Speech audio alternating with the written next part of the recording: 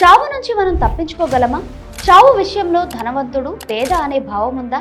యముడి దృష్టిలో మనుషుల్ని ఎలా శిక్షిస్తాడు? ఇవన్నీ తెలుసుకోవాలంటే శివుడు పార్వతికి చెప్పిన 5 మరణ రహస్యాల గురించి తెలుసుకోవాలి. ఎవరైనా సరే పాపం చేస్తే అందుకు శిక్ష అనుభవించక తప్పదు. అసలు ఓ వ్యక్తి చనిపోయిన తర్వాత ఏం జరుగుతుంది? చావు రహస్యం ఏమిటి? ఇలాంటి విషయాలన్నీ కేదార్నాథ్ క్షేత్రానికి వెళ్లే దారిలో శివుడు పార్వతికి చెప్పినట్టుగా వాటిని యమధర్మరాజు అనుసరించి గట్టిగా చెప్పాడని హిందూ ధర్మం ప్రకారం పురాణాల్లో చెప్పబడింది. అయితే ప్రస్తుత సమాజంలో పాపభీతిని మరిచిన వారు తప్పులు చేస్తూనే పోతున్నారు. కానీ కర్మ సిద్ధాంతం వారిని వెంటాడుతూనే ఉంటుంది.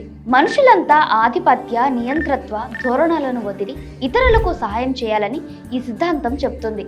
ఈ 5 చావు రహస్యాలను యమధర్మరాజు చిన్నారి నచికేతకు చెప్పినట్టుగా పురాణాల ప్రకారం తెలుస్తోంది. ఈ రహస్యాల గురించి ఇప్పుడు తెలుసుకుందాం.